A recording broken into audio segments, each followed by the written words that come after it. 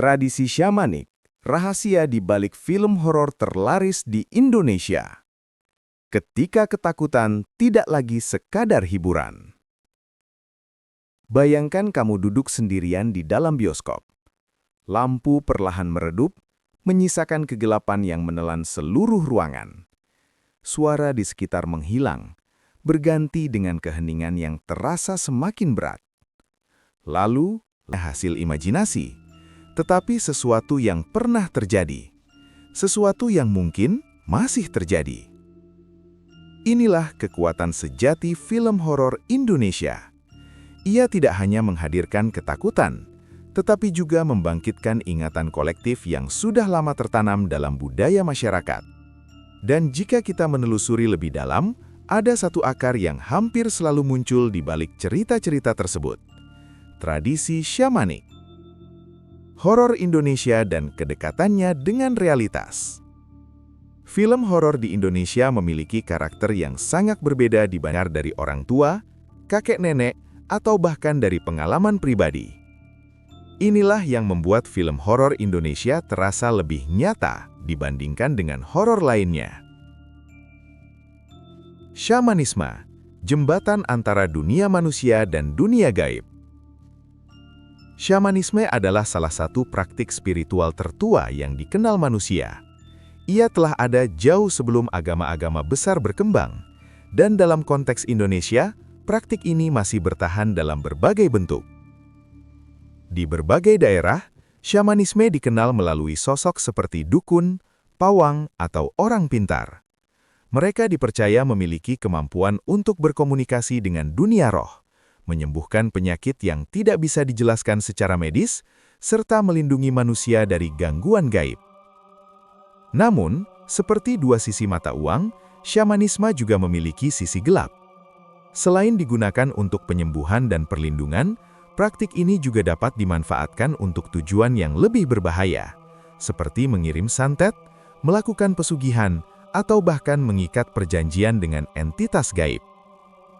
Film horor Indonesia seringkali mengeksplorasi sisi gelap ini, bukan karena sisi terang tidak menarik, tetapi karena sisi gelap menawarkan ketakutan yang lebih dalam. Ketakutan yang tidak hanya bersifat fisik, tetapi juga psikologis dan spiritual.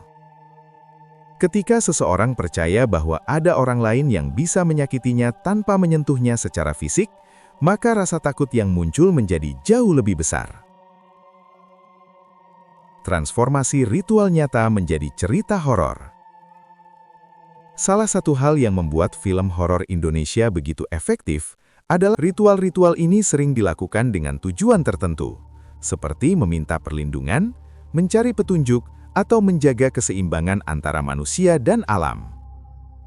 Namun dalam film, elemen-elemen ini diubah menjadi sumber konflik dan ketakutan. Ritual yang awalnya sakral menjadi sesuatu yang berbahaya. Larangan yang awalnya bertujuan menjaga harmoni berubah menjadi ancaman yang mematikan jika dilanggar. Misalnya, konsep tentang penunggu tempat sering muncul dalam berbagai film. Dalam kepercayaan lokal, banyak tempat dipercaya memiliki entitas penjaga. Jika seseorang memasuki tempat tersebut tanpa izin atau melanggar aturan tertentu, maka ia bisa mengalami gangguan. Film horor mengambil konsep ini dan memperbesarnya. Ia menambahkan unsur dramatis, memperkuat konflik, dan menciptakan tegangan yang membuat penonton terus merasa tidak aman. Perjanjian dengan dunia lain.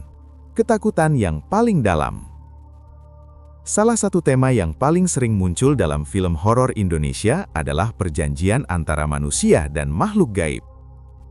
Dalam berbagai kepercayaan, terdapat keyakinan bahwa seseorang dapat memperoleh kekayaan, kekuasaan, atau keberuntungan melalui bantuan entitas gaib. Namun, bantuan tersebut tidak pernah datang secara gratis. Selalu ada harga yang harus dibayar. Harga tersebut bisa berupa pengorbanan, kesetiaan, atau bahkan sesuatu yang jauh lebih mengerikan.